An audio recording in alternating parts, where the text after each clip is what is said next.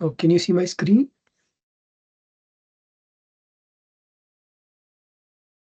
No, screen is not visible. Oh,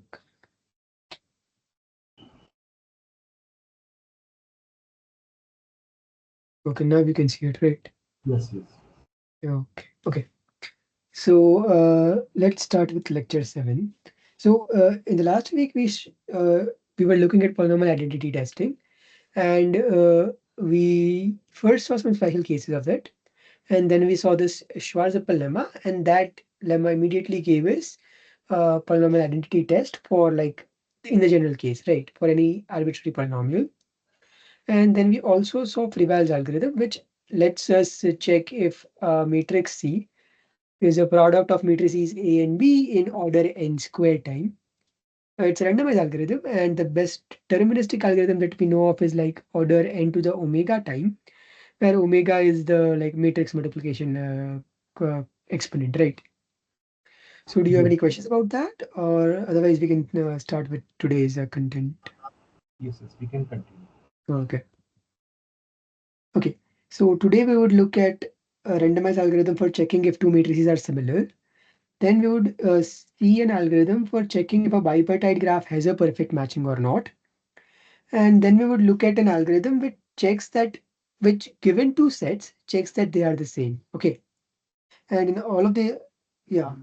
And in these, like for all of these cases, we'll say see randomized algorithms which end up doing better than deterministic algorithms. Okay. So let's start with the first problem. So here, uh, the problem is the following. We are given two matrices, both n cross n, and we want to check if they are similar or not. Now recall that two matrices A and B are similar if there exists an invertible matrix C such that A equals C, B, C inverse, right? So basically A is obtained by left and right multiplying B with C and its inverse. Okay, Yes, yes. yeah. Now, okay, so can you think of any deterministic algorithm to for this problem? Yes, so I can do one thing that I keep on checking individual elements of both the matrices, and at the Okay. most, be requiring say n square number of the operations to check whether both the matrices are same or not. Oh, so okay, we are not talking about same matrices. So we are talking about similar matrices, right? So we are not asking if A equals B. We are asking if A and B are similar, and A and B are similar if A is equal to C, B, C inverse, right? Oh, I see. Yeah. So like, can you think of any deterministic algorithm for this problem? So now getting a such a matrix C so that A becomes equals to this Hmm. would be the task. Won't be an easy task. So yeah, so seems to be difficult using the deterministic algorithm. I mean, there are deterministic algorithms to solve this. For instance, let's say A and B were symmetric, then Mhm. we know that this happens if and only if they have the same eigenvalues. If we have, Okay, so if A and B are similar, then they are like orthogonally decomposable. So they have like, okay, so if A and B are similar, I can write both of them like this. Okay, A is equal to V uh, lambda V transpose, where V is an orthogonal matrix, yes, right? yes, And in this case, it's known that A and B are similar if and only if they have the same eigenvalues. yes. Oh, Right, so you can find eigenvalues of both A and B deterministically, check if these are the same, and if they are similar. oh, There are a few other things that you can also do, even if they are not similar. So there is something called, okay, there is something called okay, the rational normal form. You can find out the rational normal form for both A and B, and then see if those are their rational normal form is the same or not. So there are things that you can do, but all of them require like some linear algebra to prove that they work.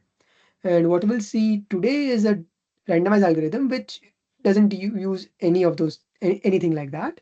It's very simple. Okay, oh, so oh. let's look at that algorithm. Okay, so okay, so first question. So over here, what do I know? I know A and B, right? Yes. And what's the unknown for me in this equation? To get a value of C. Right. So one thing I can try to do is uh, basically solve this system of equations, right? Mhm. So, okay, we'll see that this exact system doesn't work later, but there is a system that does work. So the algorithm does the following.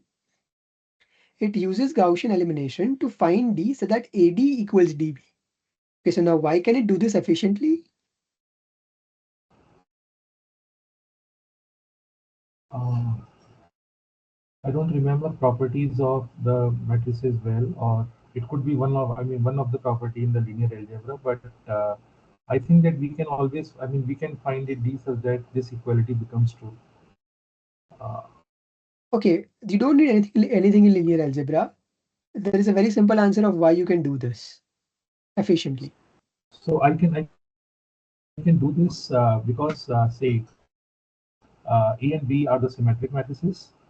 No, So okay, so if I now A multiply and B are not D, symmetric. Now they are general matrices. So A and B symmetric was just to say that, okay, if they are symmetric, there is one algorithm. If they are not symmetric, there is a slightly more complicated algorithm. oh, I see. So Yeah. if so even if say A is not symmetric, so if the dimension of A is n cross m, and the dimension of D has to be say m into something, So right? A and B are both n cross n. So D has to be n cross n. Oh, I see. Yeah. I see. So D has to be n plus m. Uh, Hmm. so yeah, so if I take the first row and the first column of the D, so if I do that, otherwise I can do one thing that if I multiply, say, uh, both the sides by D inverse kind of the thing, something. But you don't No, know D probably I inverse, right? cannot So over think of here you are any. trying to okay. So you are trying to find a D. Yes, So you yes. don't know D inverse, right? Yeah, so the question is why can you find a D efficiently? Oh, I see. Yeah, Uh, so over here, D is the unknown, A and B are known, right? yes, yes. So, I mean, so yes. Probably I can find D efficiently because we saw last time we saw one lemma, and through which I mean we could show that B is equal to A multiplied by D kind of the thing. Right, but over there, A, B, and C all were known, right? Right, right. Yes, Over here, D yes. is unknown. Right. So yeah. Uh, uh, yeah.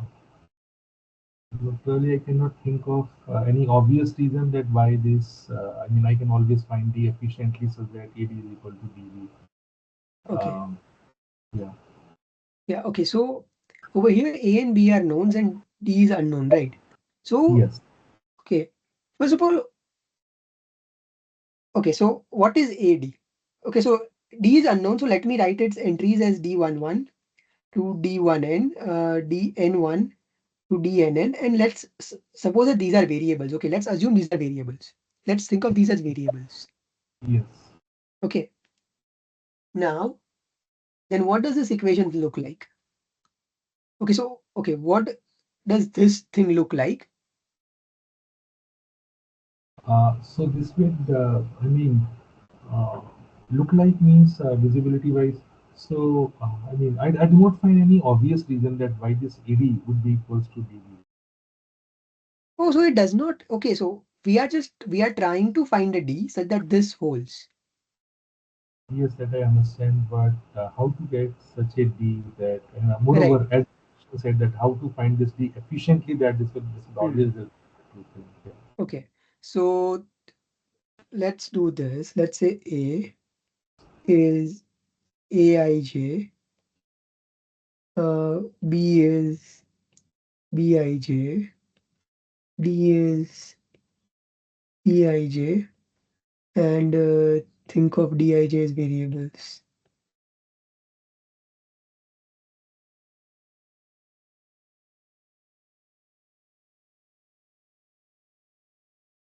Okay, so now what does it mean to say that I have found a D so that these two are equal?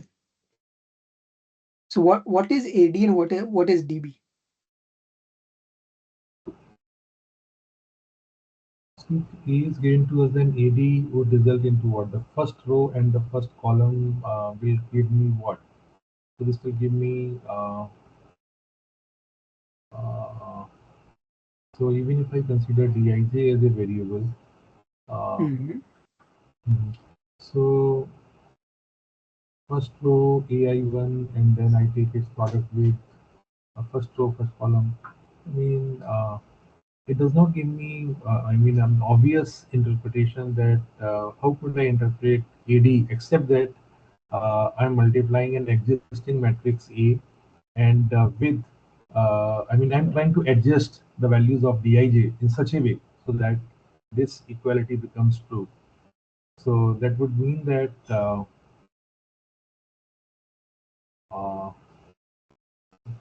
so Okay, while I so can of what now? uh, Okay, okay, forget about how to find D. yeah. What is AD? So AD is the product of the matrices A and D, and that's it, nothing Right. else. So it's an n cross n matrix, right? Itself. Yes, yes, So what are you saying over here? I want to find D so that these two n cross n matrices are the same. right, right. Okay, now when are two n cross n matrices the same? Okay, so two matrices are same if their individual values are same, right? Right. So I'll have to I mean check n square number of the elements that whether Mhm. those are same or not. Right. So saying that AD equals DB is the same as saying that for all ij, sum over k.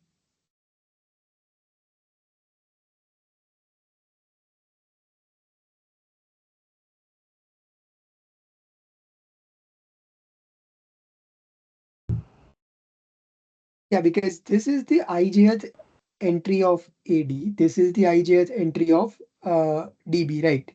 Oh Yes, wait, yeah, not this. So here it's DB, so it should be DK. DIK BKJ, right? Yes. So this thing is the set of these n square equations, right? So yeah, so there would be how many? There would be uh, yes, yes. There would be n square such kind Right. of So equation. there are n square equations and there are n square unknowns, right? Dijs. Yes, yes, Yeah. And okay, so these equations are not like these equations are special, right? They are linear in the variables. yes, So okay, so now all you have to do to find such a D is to solve a system of linear equations, right? In a system of linear equations in n square variables and of like, okay, a system of n square linear equations in n square many variables, right? yes, yes. So this okay. Now can you tell me how you can do this efficiently?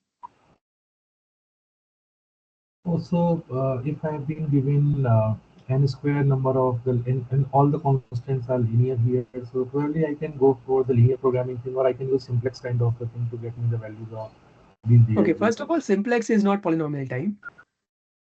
Oh, I see. And Okay. okay, you don't even need to do that. So this is just a problem of solving a system of linear equations. Just Mm-hmm. use Gaussian elimination. That itself would run. Okay, so if you have n equations in n variables, Gaussian elimination runs in time n cube. Here Mm-hmm. capital N is n square.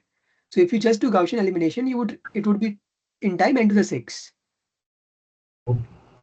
Right. Mm-hmm. So since like these are system, this is a system of linear equations. You can just do Gaussian elimination, right? We know how to solve system of linear equations easily using Gaussian elimination, right? Yes, yes, Yeah. So that's why you can use Gaussian elimination to find this efficiently. Okay. yes. Okay. But now when you run the Gaussian elimination, there are a few options, right? Or for example, such a D might not exist. Mm-hmm. So for example, when you run Gaussian elimination, you end up finding that okay, such a D doesn't exist, right? Mm-hmm.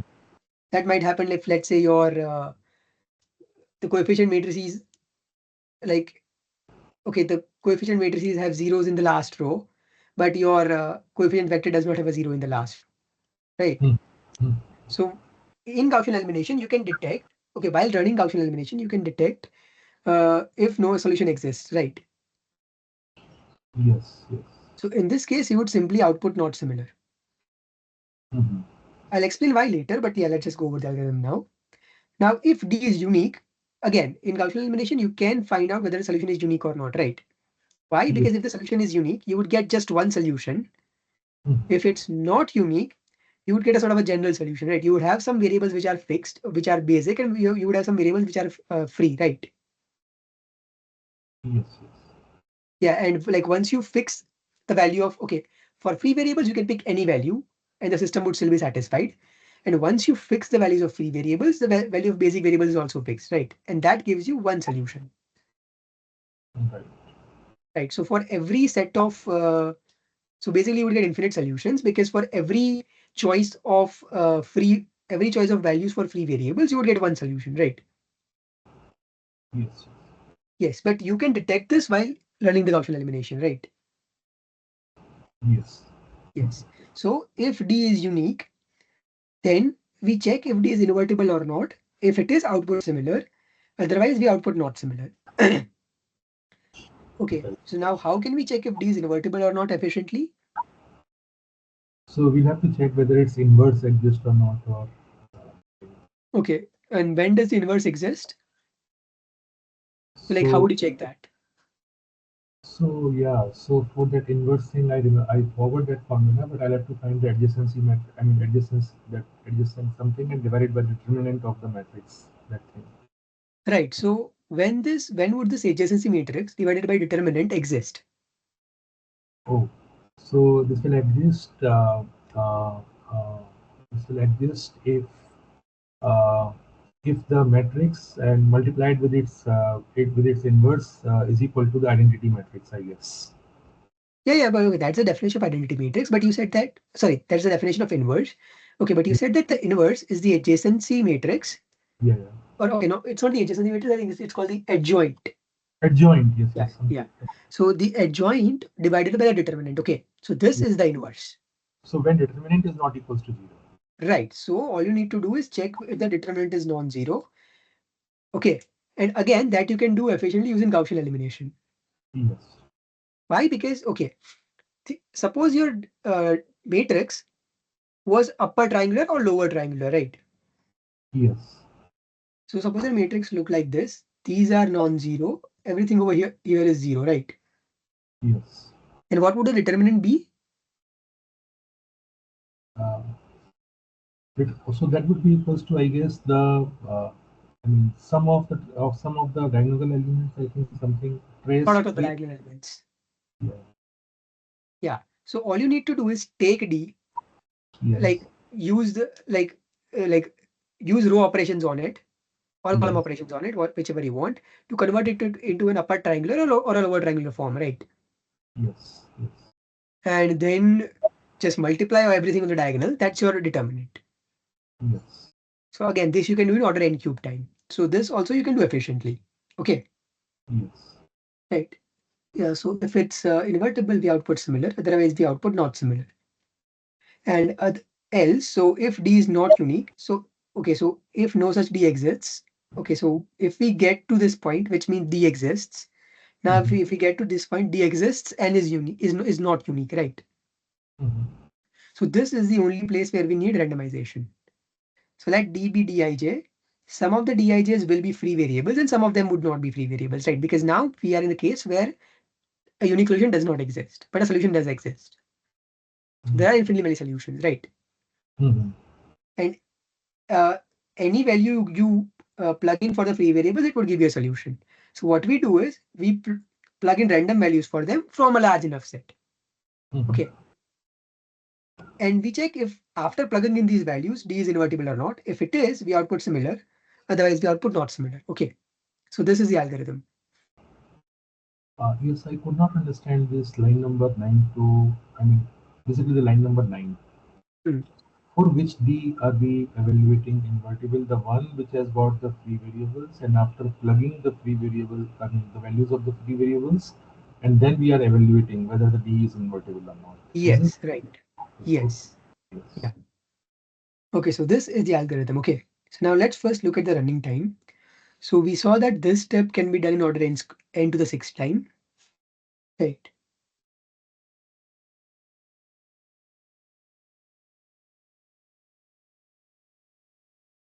Yeah, step 2 and 3 are just seeing seeing what happens in the Gaussian elimination, so they don't cost anything. Again, if D is unique, that check doesn't cost anything. Step 5 costs order n cube. Step 8 costs at most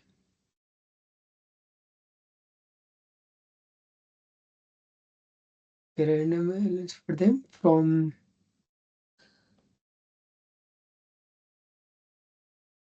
from some set M. Okay, I haven't fixed what M is yet, so let's say log M. And yeah, again, step 9 costs order n cube, right? Because to check whether it's invertible or not, you would have to compute the determinant, right? So why step 8 is taking L log n? Because, okay, so we are Sorry, selecting n values square, n from, square. Yeah, because there can be at most n square many free variables, right? Because there are at most n square many variables. yes, yes. Yeah.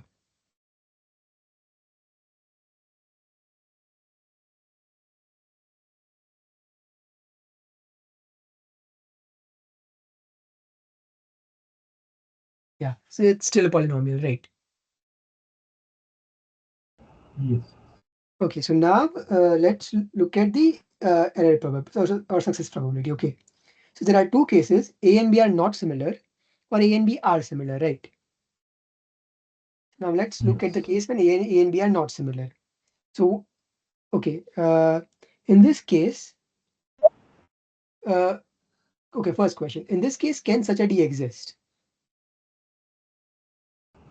So if A and B are not similar, Hmm. so then this B won't exist. This D won't exist. Okay, why? Uh, I mean, because if we can find D, then we can use Hmm. the Gaussian elimination, and then we'll check whether D is unique or not, and then rest of the algorithm will work. Okay. Okay, so what does it mean to say that A and B are not similar? So, are you using the term same or similar? Because Similar. similar means that their eigenvalues are same. Isn't it? Okay, no, similar means this.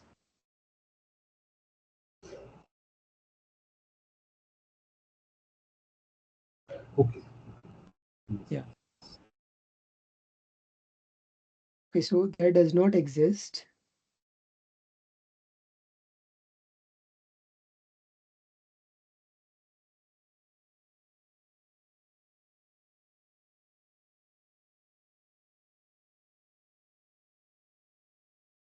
So it's this, right? So for no invertible C, would this equation be satisfied? Right. Yes, but then what was the purpose of the algorithm which we saw earlier and whose complexity is of the order of n raised to the power 6? We saw just now. The Hmm. algorithm whose complexity we analyzed just now. So was that algorithm meant to find the matrix D efficiently or some other purpose? Okay, so okay, if they are similar, it's supposed to find, okay, what's the problem? The problem is this. Given two matrices, check if they are similar or not, right? Mhm. So if we are in the case that where they are not similar, what should the algorithm do?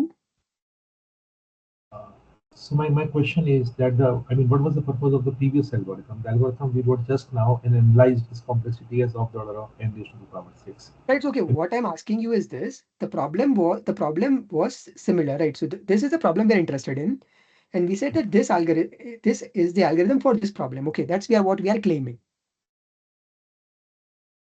Also, then, I mean, I could not understand the relation in between the problem and the algorithm we discussed and found its solution.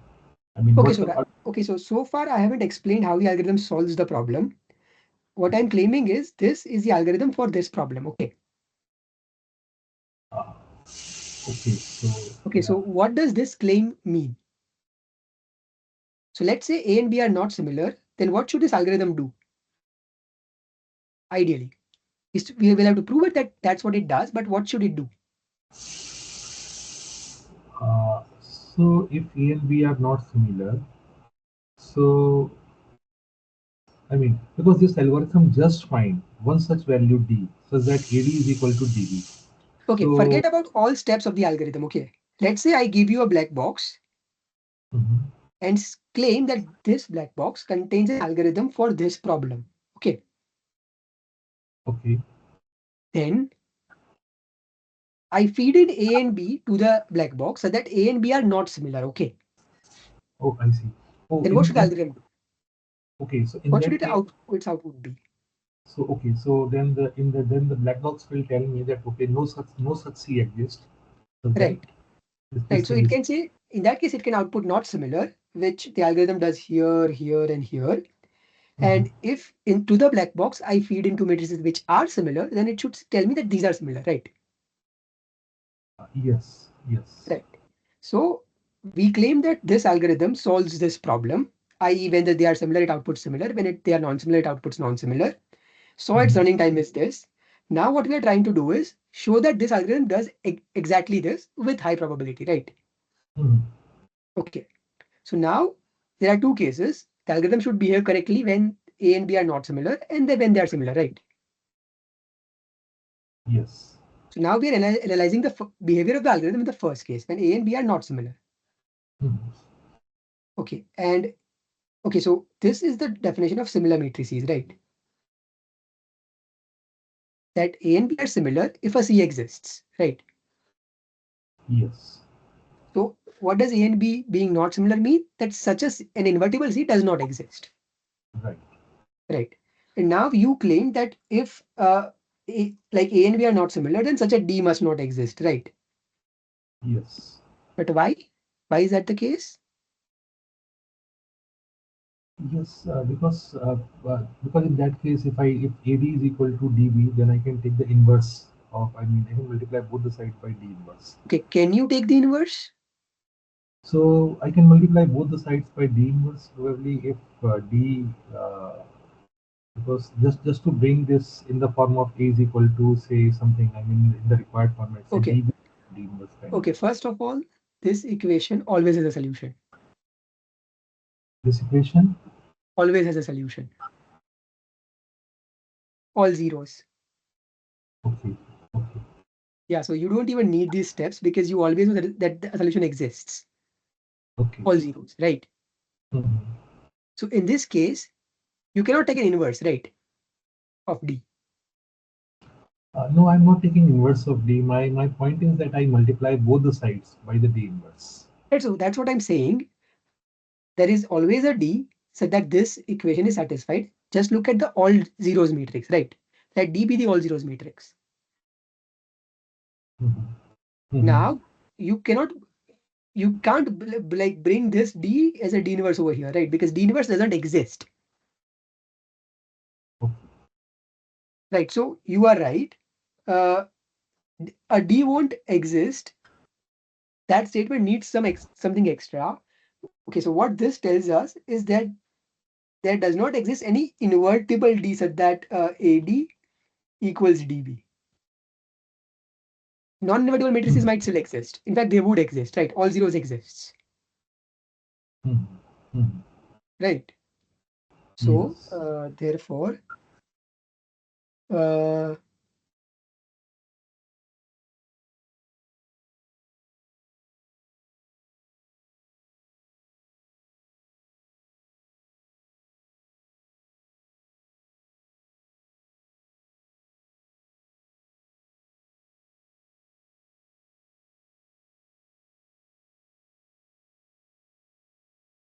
yeah, I was saying AD equals DB.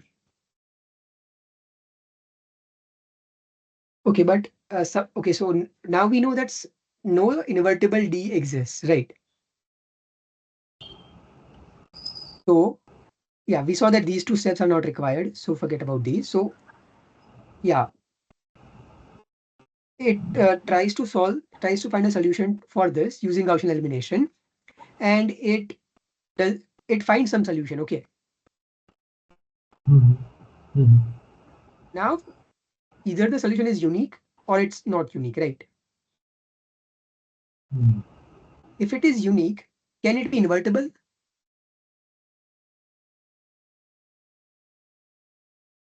So actually, I lost the plot somewhere because I mean we are checking here that if D is unique, then we are evaluating whether D is invertible or not. So in Right. case if unique and if invertible too, so then we'll output similar. Right. But okay, so we know that no invertible D can exist, right? Why so? Oh, because okay, A and B are not similar means that there does not exist an invertible matrix C, so that A equals C B in C inverse, right? Yes. Now I understood that. I mean, in the purview of the case one, such a D does not. Right. Yes, yes, Yeah. yes. Okay, That's so we know that no invertible D exists. yes, So, but okay, we know that this system has a solution, right? All zeros. yes, yes, So the Gaussian elimination process would still find a solution. yes. Now, the solution is either unique or not unique. True, true. If it is unique, the question is, can it be invertible? Yes, yes, It can't be invertible, right? Because we know that no invertible solution exists, yes. For the case right? one, where A and B are not. Yes. Yeah. So if the solution is unique, okay.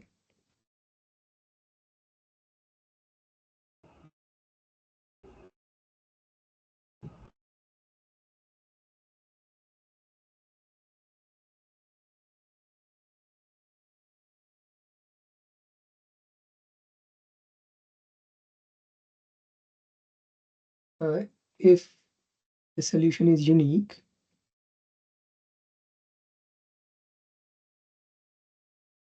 then it has to be the all zeros matrix, right? Because yeah, we know one solution exists. If it's unique, it has to be that, Yes, yes, yes. Right. right? Yeah. So then D is zero, and what would our algorithm output? Yes, so algorithm shall output, but then algorithm was actually outputting similar, but now we have added a condition here. So then the output would be Oh, not no, no, similar. no. Okay, so if D is unique, then it checks if D is invertible, right? But Yes, if D is unique, we know it's all zeros, yes, yes, and all zeros is not invertible. yes, yes, So it's going to output not similar, yes, yes, right. right? Not similar at step 6, right?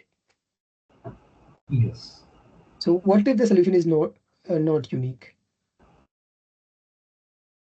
Okay, so if the solution is not unique, then the randomization will come into the picture. Yeah. Uh, so then we will try to fill the values of the free variables Mhm. from the set n, and quite possible that so, and then we'll check whether it is invertible or not. Mhm. So I mean, so it depends on. I mean, quite possible. So will so can there be a chance that we fill the values of dij in such a way so Mhm. that d comes out to be invertible. D comes out to be invertible, Okay, and suppose D comes out to be invertible, right? yes. Then what have you found? So then I'll And find that they are similar, but in fact they are not similar. no, no, So no, then okay, no, no. What have you found? You have found an invertible D which uh, satisfies this. we satisfy this. Yes. Can you is that possible? So this is not possible for the case one if I mean Right. this equality will become true. Yes, right. So if the solution is not unique, then since every solution has to be non-invertible,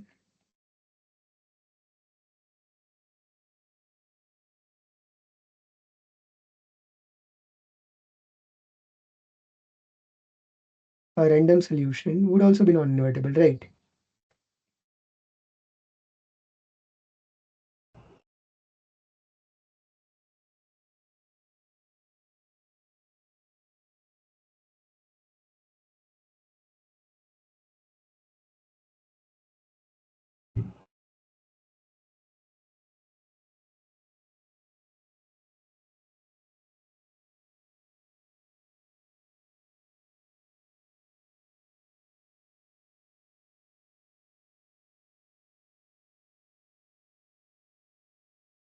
Yeah, but now it would output not similar at step 11, right?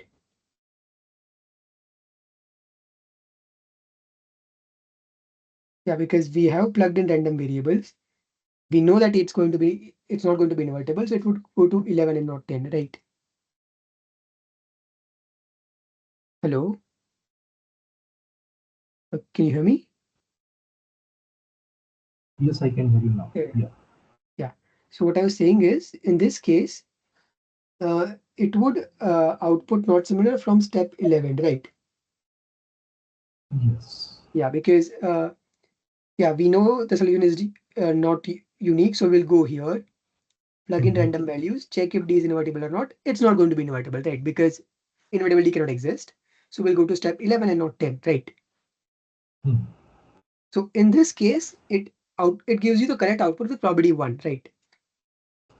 So yes, so that is the point because when you said that at this point we are going to use randomized algorithm, so my Hmm. impression was that somehow, I mean, Hmm. try to prove that despite being A and B dissimilar, somehow Hmm. is would find some probability, I mean, through which A and B may become similar in this algorithm. Yeah, I mean, so if they're not that not similar, they would never become similar. okay. So here in Yeah, this case, probability is exactly one that right. uh, Yeah. And the interesting case is case second. This is where randomization would actually start showing its effect. So let's say A and B are similar. Okay. So what does this mean?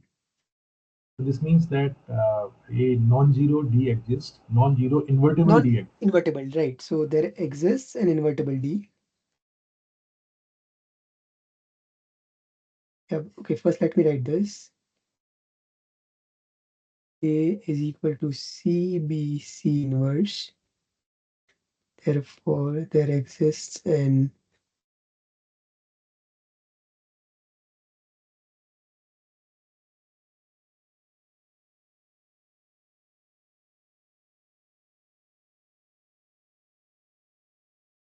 or DB.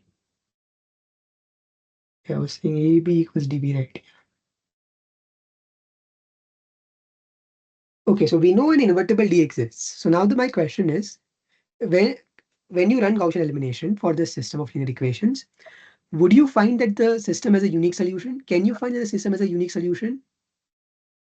So this is not necessary that the solution is unique. It could be unique and may not be unique. If it is not unique, then we would be filling the values of the DIJs. Okay, so my claim is it has to be non-unique.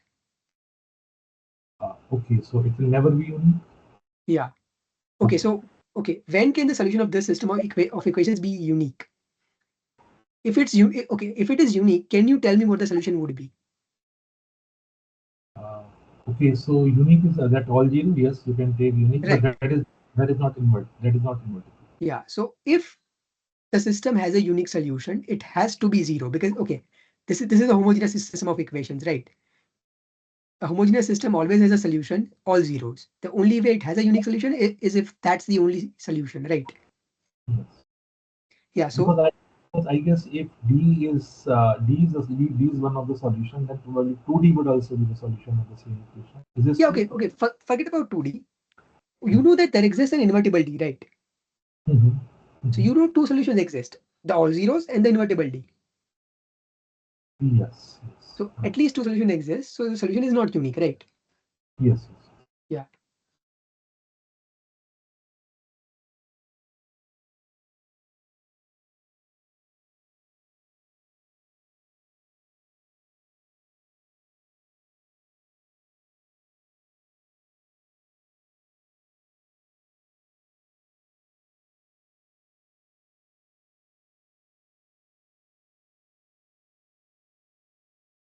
Okay. So now what would we do? We would go to uh, this step, plug in random values for the um, free variables and check if D is invertible or not, right?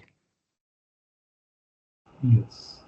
Okay, so how would we check that D is invertible or not? By looking at the determinant of D, right? Yes, yes, yes. Okay, so now, okay, let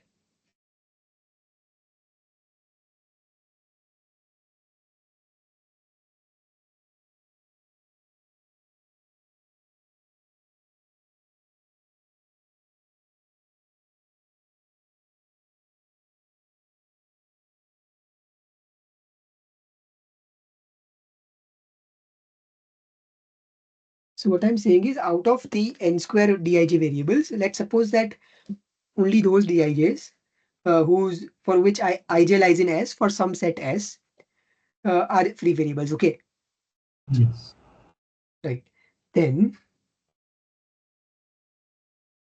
determinant of D. Okay.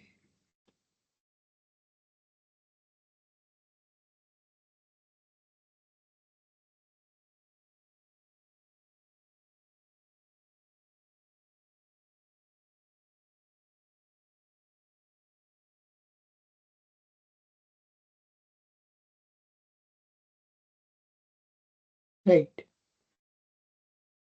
Okay, so do you agree with this? The determinant of D is a polynomial in. These, when I treat these as variables, it's the determinant of D is a polynomial in this. uh, Okay, first of all, let's look at what the matrix D would look like.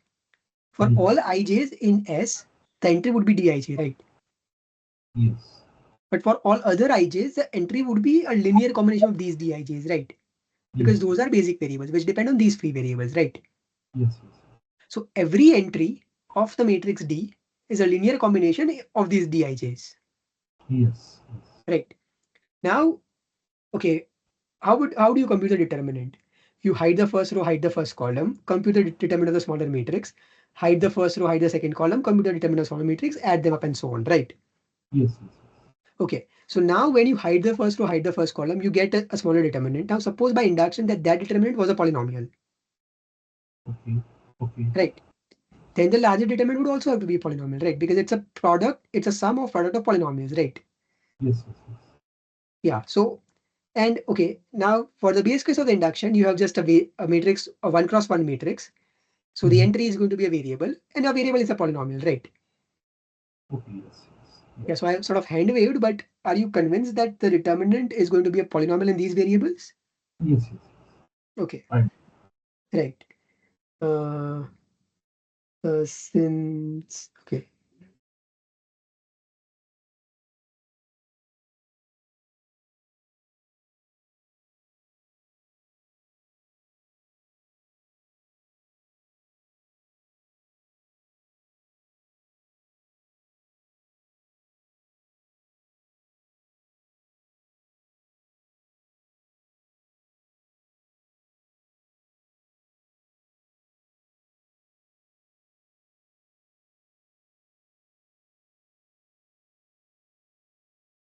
okay, okay. So okay, okay. One more thing. In fact,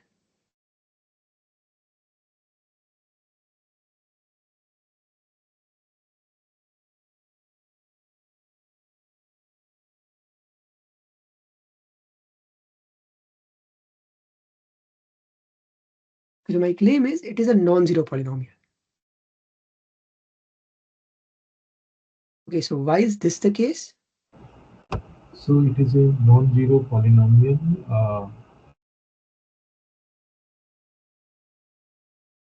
Okay, so I know that at least one D exists which satisfies this equation, right? One invertible D exists which satisfies this equation, Yes, and that is not equals to zero. right? So now, okay, let me call that D star. Okay,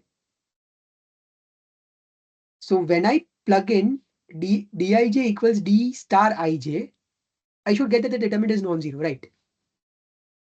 Yes. Yeah. Why? Because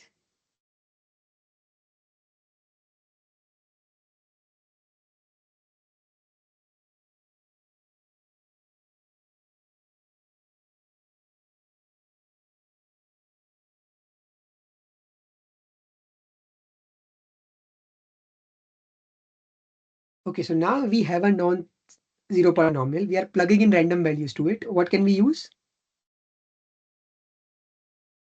to argue that it succeeds with good probability? So what do we want now? Oh, so we have a non-zero polynomial and we Yes. are plugging in random values to it, right? Mhm.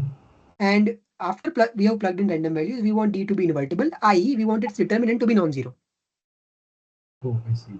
Yes. Right. So I have a non-zero polynomial. I'm plugging in random values. I want the polynomial to evaluate to something non-zero, right? So now what can I use to argue that this happens with a good probability? Oh, so that I mean, we should select the values such that those are not a linear combination of the existing values somehow. No. Okay. So, okay, forget about the exact polynomial now. The problem has now boiled down to this, right? You have a polynomial P, which is non-zero, and you know you are plugging in random values to P. And you want the evaluation of P at this random point to be non-zero with high probability, right? So the values themselves should be non-zero then first. No. So we saw something for this last time, right? The Schwarzschild lemma. Yes. Right. So Yes. what was the Schwarzschild lemma saying? It was saying that suppose P is a non-zero polynomial in n variables and of degree d, right? Okay, I can let me go to that lemma.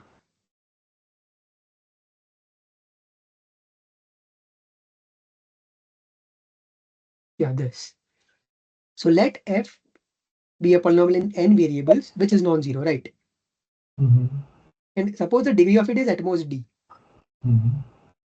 Then when I plug in random values from a large enough set, the probability that I get a zero is small, right?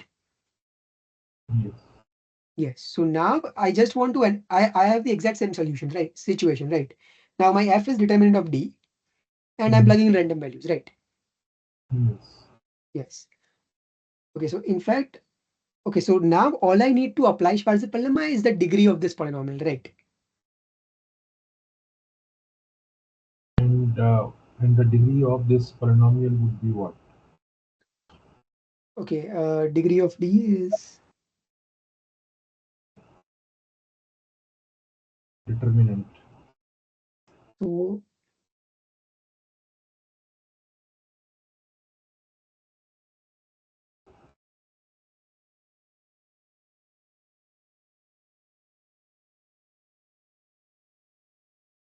Yeah, because okay. So what's the degree of the determinant of an n cross n matrix? That is the n, right? Okay, so if that is n, what am I doing over here? In D, I am just replacing some entries by linear forms, which are degree one polynomials, right?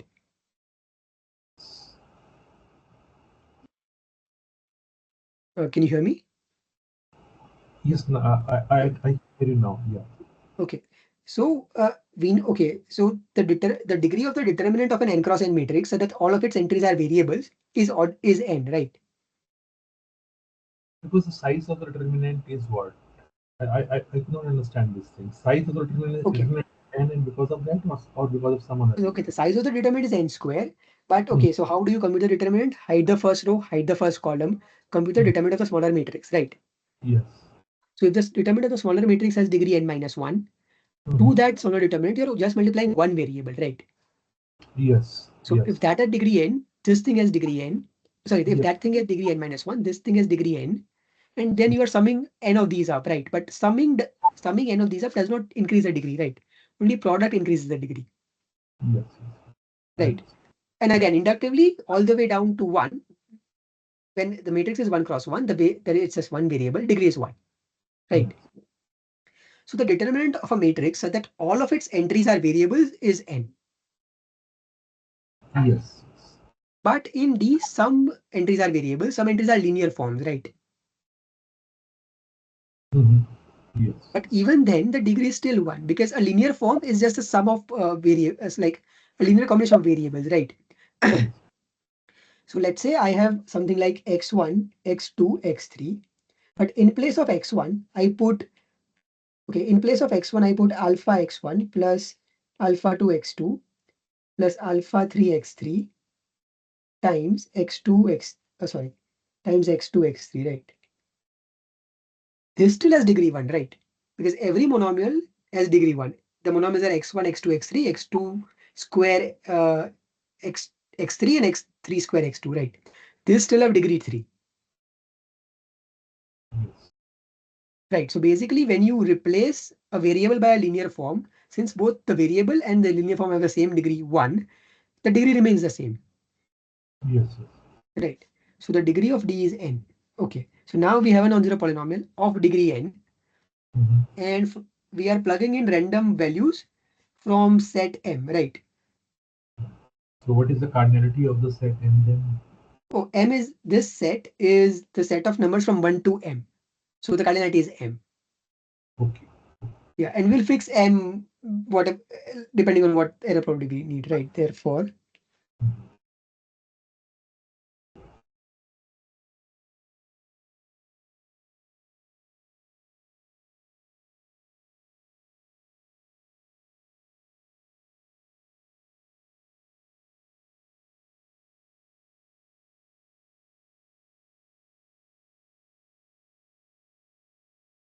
yeah.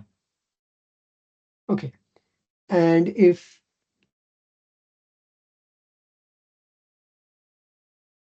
this is at most 1 over 2, right? And this we know how to boost. Yes, we can boost it up. Yeah, so is this fine? Yes, yes, yes. Yeah. Again, the same question. What type of algorithm is this? Monte Carlo, Las Vegas? So this is Monte Carlo. We have Yeah. we have we have one-sided Monte Carlo Yes, one-sided. one-sided error Monte Carlo. Yeah.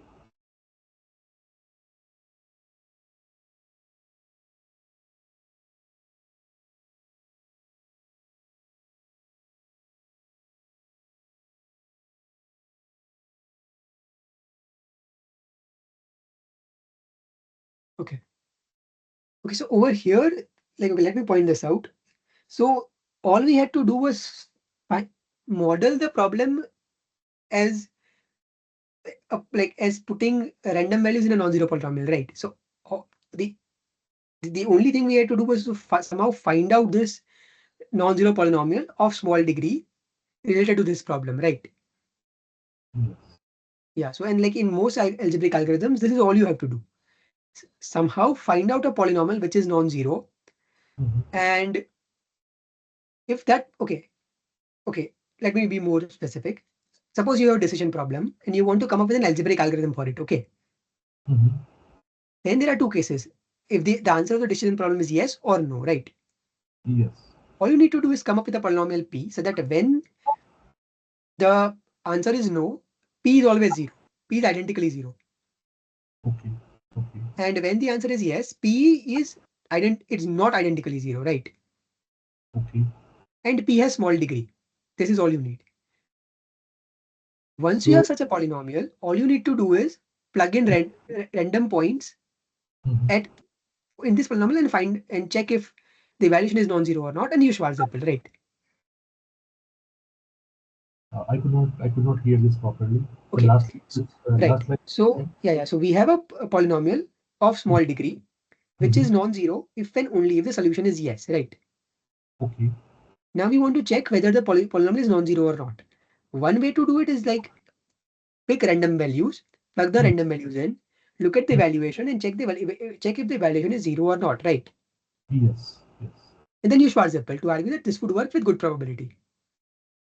Mhm. Right. So Schwarzschild we already know. All you need to do is somehow find out this polynomial. That's it. Mhm. Mhm. Like that's where the design, like that's the core of the design of such algorithms. Yes. Yeah. Yes. Okay. So now let's look at one more algorithm. Okay. Before that. Okay. So over here, what we did was we solved the system of equations AD equals DB, right? Yes. And the only reason we needed to use randomization was to find out if D is invertible or not, right? Yes. Yes. Yeah, but suppose I want to get rid of randomization, why can't I just do this? Why can't I just solve for a D so that A equals DB D inverse? I can plug in like okay, I can think of this D as random variable. Sorry, this D as variables, entries of this D as variables, and I Mhm. know a formula for D inverse, right? In terms of D. Yes. So I know, so using that formula, I can find out the entries of D inverse Mhm. as functions of entries of D, right? Yes. Okay. So then my question is, why can't you just use like think of D as the entries of D as variables, find out what the entries of D inverse look like as functions of entries of D, and solve that equation. This was say if A and B are not similar. So then what would happen? If A and B are not similar, then No say D such would. invertible D exists, right? So that system of equation would have no solution. Yes, yes, And yes. if they are similar, then we know one such D exists. So at least one solution would exist. And you know that that solution would be invertible, right? Because you found it like this, right? Yes. Then you won't need randomization. That this would give you a deterministic algorithm, right? Yes. The question is, why can't you do this? You can't do this. At least this won't be efficient. But the question is why? Okay. Yes. So if you do not have, some properties related to the matrices in linear algebra, then what if the A and B are not similar? So Yeah, so then, then no D would exist. So when you try to solve the system of equations, you would find that no solution exists. okay, okay, okay, Yeah. Okay, so like think about this. So this is one of the things we will solve at in the problem solving session at the end of the course. Okay.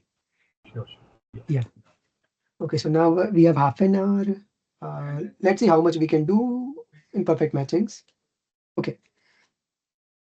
Okay, so now what we'll do is we'll come up with an algebraic algorithm for checking if a bipartite graph has perfect matchings or not. Okay.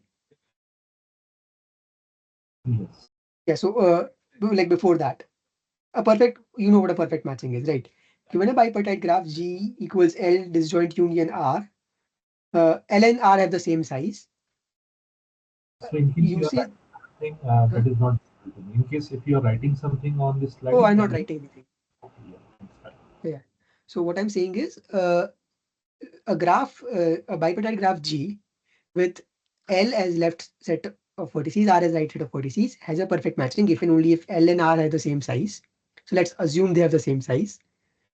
And for like there is an edge bit. Okay, so for every vertex in L, there exists a vertex in R, so that there exists an edge between L, these two vertices. And for every two L1 and L2, the corresponding R's are different, right? Yes. Yeah. So basically a matching which is perfect. So that a matching which maps everything in L to everything in R, right? So can you explain the perfect matching of in the bipartite graph again? I mean, through the Okay. example. Okay. So first of all, what is okay? Let me first explain a matching. Okay. And then I'll say what a perfect matching is. Okay. So let's say you have this graph.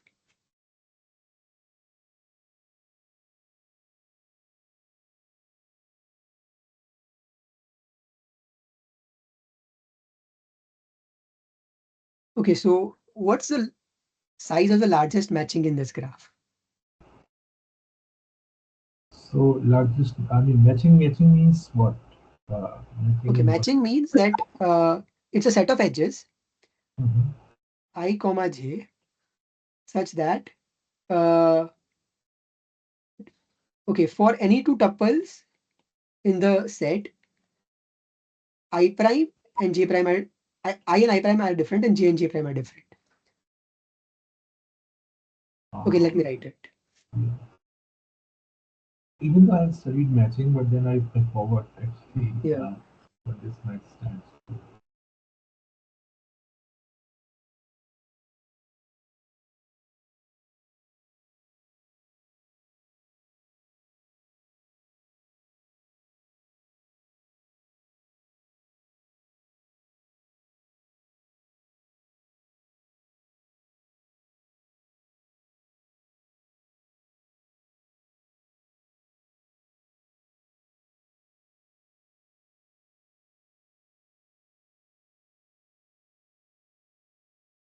Yes. So basically, a set of edges so that they are like okay, so a set of edges so that an edge on every vertex there is at most one edge that is incident on it. There is exact at most. Uh, A set of edges so that on any vertex in the graph there is at most one edge incident on it in this set. okay, okay. Yeah. So for example, over here, this edge and this edge form a matching, right?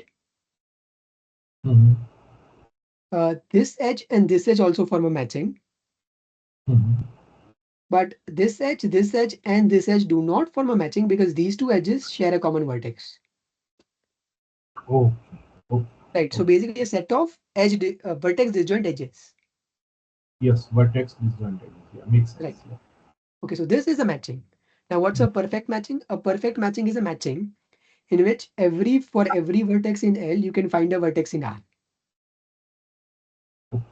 So basically, for every vertex in L, you have some edge in the matching containing that vertex. For every Mhm. vertex in R, you have uh, an edge in the matching containing that vertex. Okay. Yes. So for example, this graph does not have a perfect matching because, like, yeah, the only two matchings are these, in which case this vertex is left out and this is left out. And if I choose this, this two are left out, right? Yes. But if I were to add this edge, then there would be a perfect matching because these two are mapped, these two are mapped, and these two are mapped. Okay. Yes. Right. So is this fine? Yes. Yes. Yes. It's fine. Okay. So the problem is given a bipartite graph. Does G have a perfect matching or not? Right. Mhm. Okay. And so we would use some notion of an adjacency matrix to solve this problem. And then that is called the bi-adjacency matrix. So now what happens in the usual adjacency matrix? Let's say let's say size of L and size of R are both n. Then in your norm, then there are two n vertices, right? So your usual adjacency matrix would be your size 2n cross 2n, right? Yes. But in a bipartite graph, there is not going to be any edge between two vertices in L, right? Yes. Yeah. Okay. So uh, what you can do is construct this bi-adjacency matrix, which is just n cross n. Okay. Mhm. The rows of that matrix correspond to the vertices in L, and the columns correspond to vertices in R. Okay. Okay. Hello. Yeah. Yes. And what you do is so for m is in n cross n, so that mij is 1 if and only if ij is in E. So if the ith vertex in L has an edge with the jth vertex in G, then the ijth entry of this is 1. Otherwise, it's 0. Yes. So I is there in L and J is there in R. Right. So the entry of Mij would be equals to 1. Yes. If and only if there is an edge between them. Right. So it shows that we will keep, I mean, all the vertices of the subset L towards the row size, and all the Right. vertices of the I mean, yeah, towards the column side. Yeah. So if you Yes. were to pick any row, it would correspond to a vertex in L. So if you Mm. look at the entries in the row, that would tell you which vertices in R does this uh, vertex in L have edges with, right? Yes. Yes. So if I were to look at the first row, it would tell me that, okay, the first row has non-zero entries in places 2, 5, and 7. So the Mhm. first vertex of L has edges with second, fifth, and seventh vertex of R, right? Yes. Okay. And this matrix is just n cross n, right? Yes. Yeah. And this would be n cross n and may not be the symmetric one. The matrix may not be Yeah, symmetric. yeah. Okay, so my claim is G has a perfect matching if and only if there exists a permutation so that mi comma sigma I is 1 for all I in n. Okay. Okay, so what does it mean that if there exists a sigma, if there exists a permutation, such that if I take I, let's say the first row, Hmm. the first row, then the Right. element, then the first vertex of the set L Hmm. connected to the permutation of one number of the vertices of R. What does it mean? Say if one is getting permuted to say 3, 4, and 7. No, no, no, okay, Uh, okay, okay. Okay, a permutation is a function, right? So it can map one to only one number. Oh, I see. So in that case, only one vertex of the L can be connected to only one vertex of the R. and L, one vertex of the L cannot be connected to more than one vertex of the R set. Is this so? That's the claim. Okay, okay, okay. Yeah. Yes, and this makes sense also. I mean, yeah, this makes sense also. If one is connected to 5, then one should not be connected to any other vertex, and moreover, the vertex number 2 in L should also be connected to some other vertex in R. Right. Yes, yes. Yeah. Okay, so let's see the proof. So let's say G has a perfect matching. So this direction first. So if G has a perfect matching, then let the matching be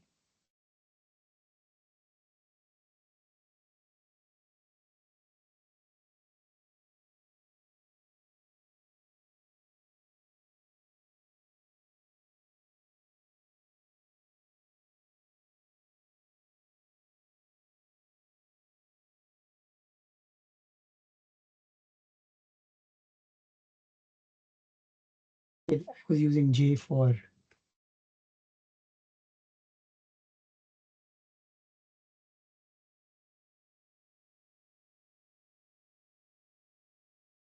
okay, so it has a perfect matching. I'm saying that let the perfect matching be S, right?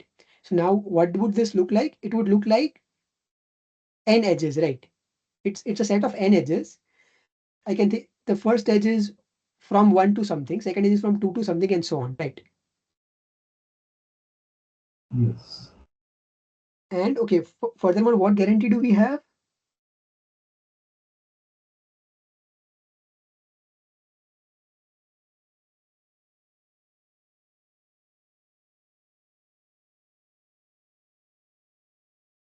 So all these, I mean, I cannot be equals to J and that.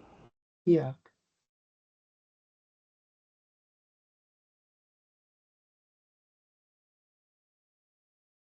Yes, right. So J1 to Jn are distinct. Okay, let me write it like this.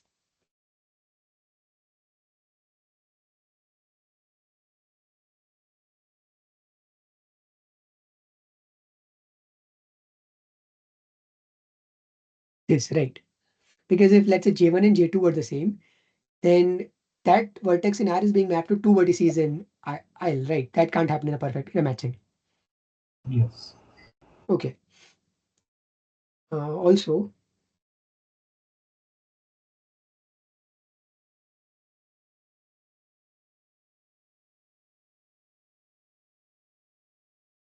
because they're distinct, right? So they have to be like you have n distinct elements, all in set 1 to n. They have to be the set 1 to n, right? Yes. Right. So okay, now let me define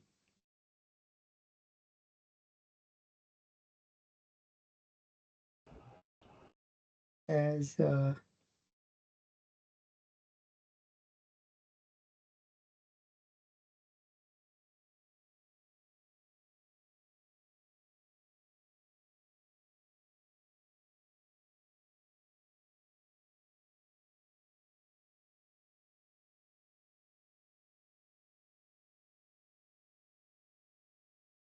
yes, right. Why? Because okay, when is a function a permutation? Number one, uh, okay, okay. So okay, when is this a permutation? When all of these are distinct, right? Yes. So basically, rearrangement of the numbers. Say. Yeah. Right. One to Yes, one mapping, and the rearrangement. yes. So it's 1 1 on 2. Now Yes. it's 1 1 because all of these are distinct, and it's Yes. on 2 because of this, right? Yes.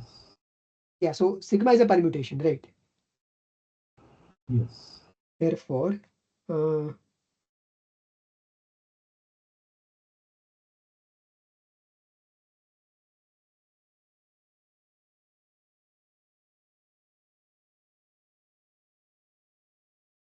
because like they were in the matching, they have to be edges, right?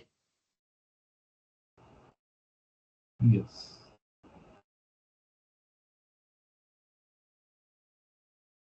This should be the element of what this E naught here is.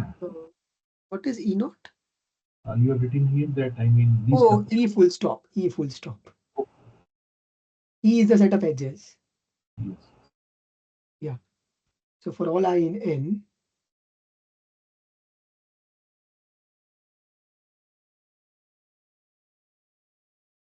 Because if they're edges, the adjacency matrix entry would be 1, right? Yes. Sorry, by adjacency matrix entry would be 1, right? Yes. So that proves this direction. Mhm. Now let's look at this direction, right? Mhm. So is this direction fine? Yeah, this is fine, but yeah. So especially, I mean, the second and the third line, second line which we have written in this proof, if you Okay, can edit it out, then this one. yeah, starting from the second line, say n comma, the special symbols which we have used here are the J1 or what? Oh, So so you have, these are J1 to Jn. oh, I see. Yeah. So this is So I comma J1 or what? Say let the matching be the set S. So then S oh, is this is equal. 1 comma J1 up to n comma Jn. Oh, I see. I see. Yeah. Okay. Okay. And then J1 to Jn are all distinct, and so and their cardinality, the cardinality of the set is also equals to n. Hmm. Yes, so I understood. And all the J's are distinct. So therefore, one to one is getting followed, and on to is also getting followed. Yes, Hmm. yes, yeah, Yeah. understood. Okay. So now let's look at the other thing. So let's say, yeah, so there exists a sigma, a permutation, so that Mij is 1 for all, wait, yeah, Mij is 1 for all I in n, right? Yes.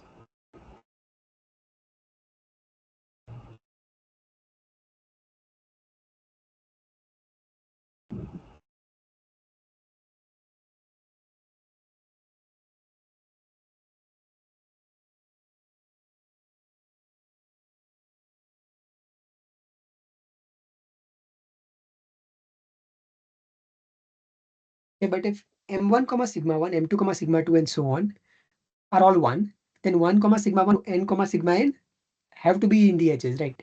These have to be, these edges must exist, Yes. right? Yes.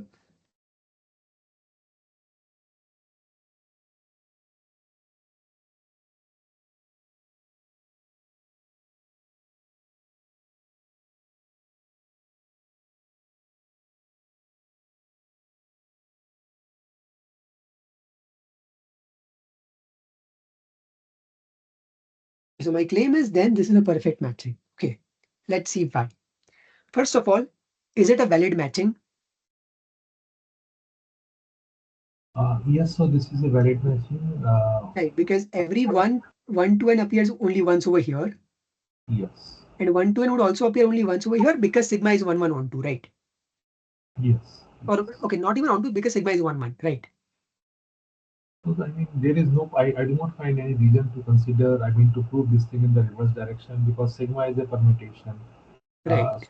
what else need to be proved here? That because we have shown here that one is getting mapped to sigma one, two is getting mapped to sigma two. Okay, So but even yeah, so all we need to argue is that sigma 1 and sigma 2 can't be the same because sigma is a permutation. so sigma is a permutation of sigma won't be same. So therefore, hence proof kind of the thing, is it? There is one more thing, right? So, okay, sigma 1 and sigma 2 not being the same would tell you that this is a matching, right? Yes. But why is this a perfect matching? So for something to be perfect matching, every vertex in L has to be mapped, which is happening. But every vertex in R must also be mapped. So why is that happening? Uh, yes, because I see. Yes. Because Yes. sigma is on 2, Because sigma is on. right? So sigma being 1 1 tells you this is a matching. Sigma Hmm. being on 2 tells you this is a perfect matching. Yes. Right. Yeah, so this is a perfect matching. Okay. Okay, so now okay, so now what we'll do is okay, as we discussed, so like if you want to come up with an algebraic algorithm, you must come up with a polynomial, right? Yes. So now let me define a polynomial. Uh,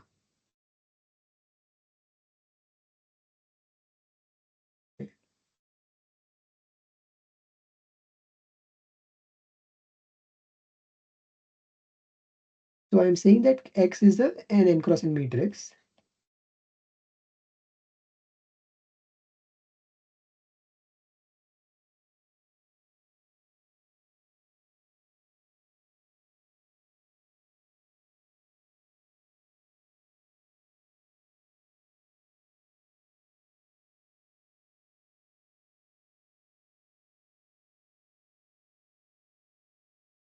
I.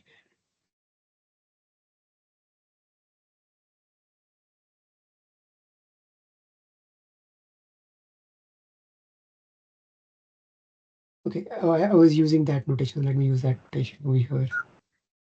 So I cannot read what is written before x.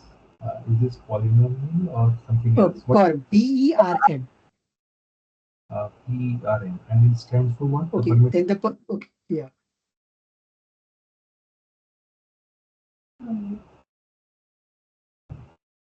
Oh, permanent. Yeah, Oh, yeah. permanent. Okay, let me write this in print so it's clear.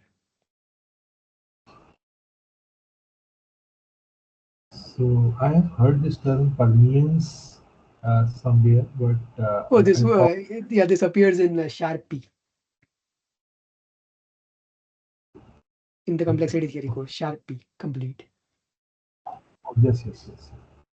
Mm. Counting complexities. Yes, yeah, Okay. yeah. So the polynomial is basically defined as follows: you pick any permutation you want. So you have an n cross n matrix, right? Yes. You pick any permutation you want. Then let's say the permutation is sigma. Then from the first row, you pick sigma I 1th entry, second row sigma 2th entry, second three sigma 3rd entry, and so on, and multiply them. Yes. And sum this up for all permutations. So Yes. basically, for every permutation, you would sort of get a checkered pattern, right? Hmm. Yeah.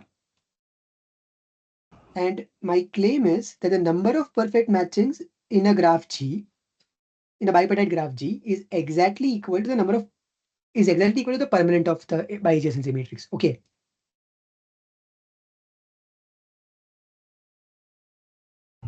Actually, this expression which we have written here, this Hmm. firm x, I Right. do not understand. Okay. So let me give you a small example uh, for a 3 cross 3 matrix. Okay.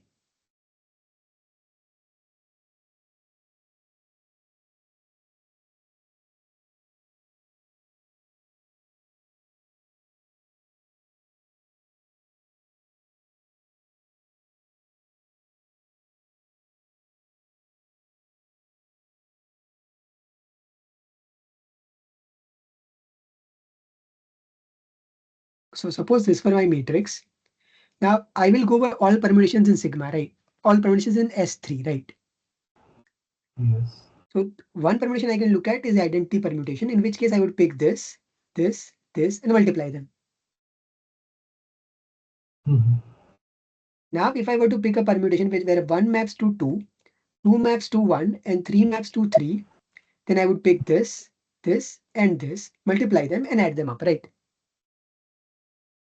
Oh, I see. Yes. Yes. Yeah, and you do this for all permutations. So you get this, then say okay, this, so on, right? So there would be factorial n number of the permutations possible. Yes, right. So And over here, there are n factorial monomials. okay, okay, Yeah. yes. Okay, so now my claim is that the number of perfect matchings is exactly equal to the permanent of M. Okay, so now let's prove this.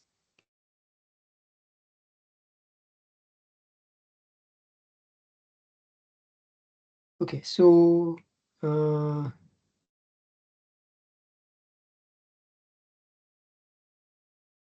okay, so what have we seen over here? G has a perfect matching if and only if there exists a permutation such that this is one, right? Yes. So yes.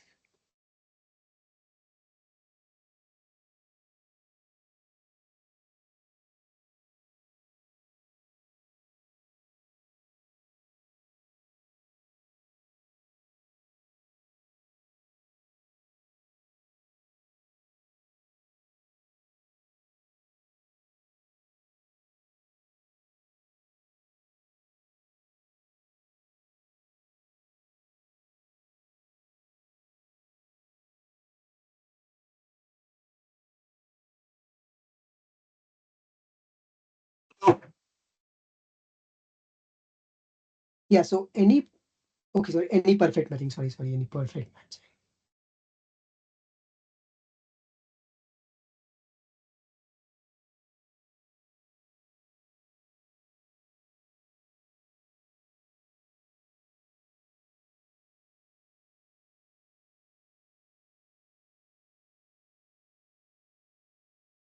Yeah, so any perfect matching in G looks like this, right? This we saw in the previous proof, right? Yes. Okay, then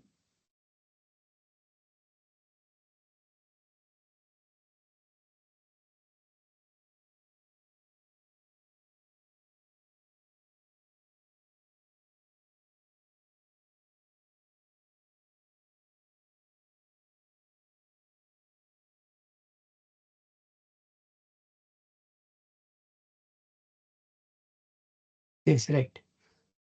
Every entry is 1, so this product has to be 1, Yes. right? So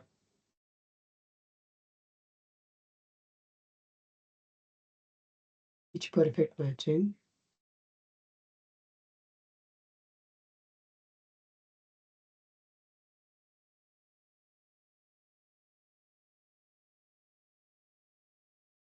one to the permanent, right?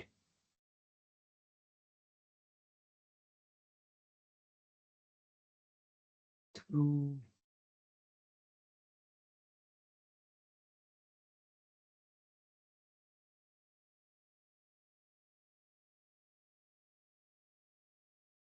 this, right? So every perfect matching would have a corresponding permutation, and that permutation would contribute 1 to the permanent, right? Actually, this line is not clear. I could understand. So, Okay, uh, could you understand till here? yes. So I could understand. I mean, this equation because since a perfect matching looks like this, 1 comma sigma 1 and 2 comma sigma 2 and this is so on. So each of these entries would be equals to 1. So since each of the entry would be equals to 1, so therefore if I take the product of all such Mhm. entries, this product would come out to be 1. Till here I could understand things. Right. Okay. So now, what? Look at the permanent. What does it look like? It's just the sum of such products, right? Oh, I see. Yes, yes. Yeah. So, So every mhm. product contributes 1. Therefore, every permutation contributes 1, right? Therefore, every perfect matching contributes 1, Yes, yes. right? Okay. Okay. So what does this tell you? This tells you that the number of perfect matchings is upper bounded by the permanent, right? Because every perfect matching contributes 1. Yes. But okay, what's the permanent? The okay, since the matrix is a 1-0 matrix, so because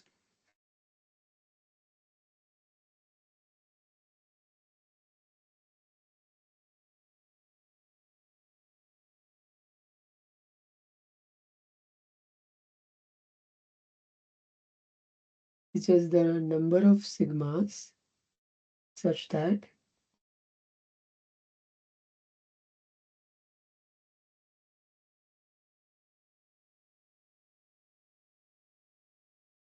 right, because since the matrix is 0, 1, every product like this would be either 1 or 0, right? There are no other options. Right. So everything is either 0 or 1, and so the sum is exactly equal to the number of terms that are non-zero, right? I.e., the number of terms that are 1. So basically, I'm having difficulty in understanding that this permanent of x has a summation term also, and probably this summation term is being replaced by the count of the sigmas or what? Right. So it's being replaced by the count. Why? Because everything over here is either 1 or 0, right? Yes, yes, So now 1 contributes 1, 0 contributes nothing. So all I have to do is count how many ones are there. yes, yes, yes. Okay. My battery is running. Yeah. We have 5 minutes. Yeah. It will last 5 more minutes. Okay. So M is a matrix. So it's just a number of sigma so that this is 1, right? Yes, yes. Right. So how,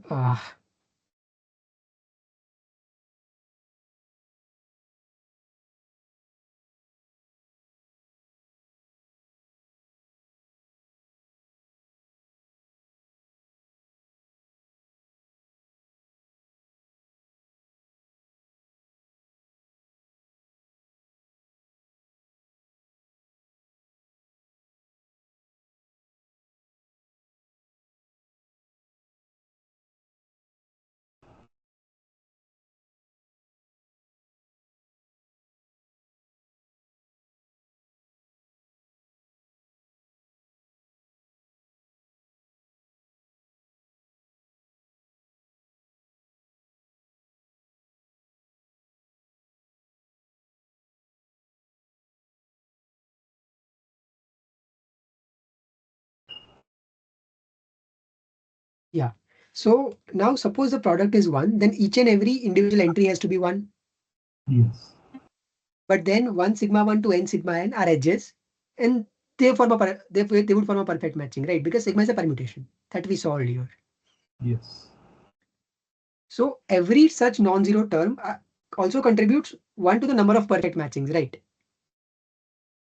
This is the perfect matching, and therefore I think that the permanent of M should be exactly equals to this, the number of the perfect matchings. Okay, From but where okay, so from yeah, where will be the other terms? right. So this part only tells you that it's less than or equal to the number of perfect matchings, right? Because everything that's 1 in the every sigma that contributes 1 to the permanent also contributes 1 to the perfect matchings. But there might be more sigmas, right? Which don't contribute to the permanent but contribute to the perfect matching. That is possible, right? How is that possible that we have? It's not. That's what we proved over here, right?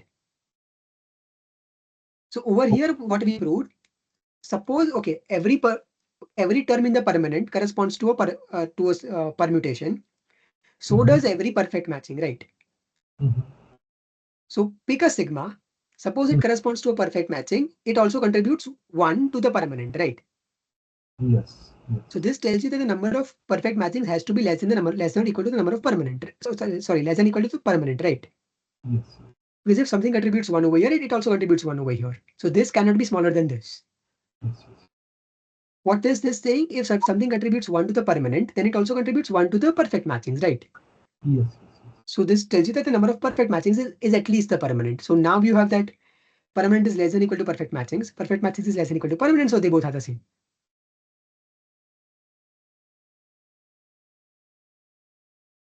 So is this fine? And, yes, yes. Yeah, so okay, let me add this over here.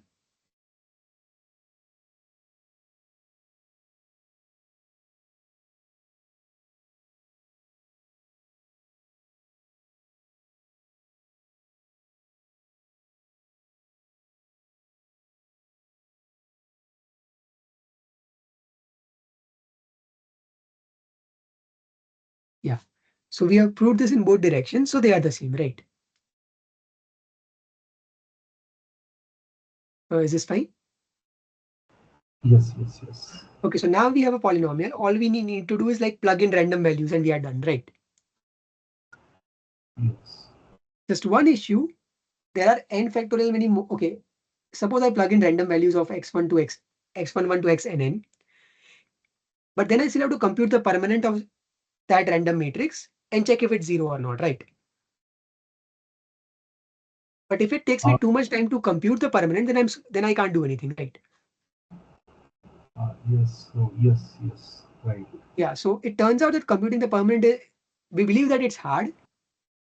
For example, we Mhm. think it's sharp p complete. It's sharp p complete, right? So unless p and sharp p are the same, you cannot do this efficiently, Yes. right? So okay, we have a polynomial. If we were Mhm. to like prove that at a random point it's non-zero, we are done. The graph is a perfect matching. But Mhm. this is not possible, right? Because you can't do this efficiently. So what we'll see next time is that I can replace the permanent with a determinant and this would still work. I could not hear this. That we Oh, can so replace. we would be able to replace the permanent with a determinant Mhm. and this would still work. So the determinant would, okay, we would get something like this. So over here there is an equality, right? We Yes. won't get Yes. an equality, but what we would get is G has a perfect matching if and only if the determinant is a non-zero polynomial. Oh, and to compute the determinant would be easier. I mean, Yeah, this one. Okay. because it's just Gaussian elimination, right? Yes. Yes. Yes. Yes. Yeah. Yeah. So that's what we'll see tomorrow. Sure.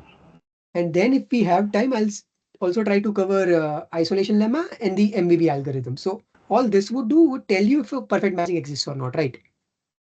Okay. Okay. How the MVB algorithm also gives you a way to find the perfect matching. Yes. And will Uh, do. And will you recommend any reading for this so that I read that thing and so I become. I mean, so that oh no no no. tomorrow. So like MVB depends on isolation lemma. I'll also cover the isolation lemma. Okay. Fine. Yeah. Okay. Sure. Okay. So basically, you can think of it like this. So whatever Schwarzschild is to the algorithm we would see, which tells you whether there is a perfect matching or not. there is the exact same relationship between isolation lemma and MVV. Okay. Yeah. So it's, you can think of MVV as the we can think of isolation lemma as a Schwarzschild for MVV. Okay. Yeah. Okay. So yeah, we'll meet tomorrow. Okay. Tomorrow is 5 to 6:30, right? Yes. Yeah. Okay. Fine. Thank Yeah. you so very See you. much. Good night. Bye. Good night.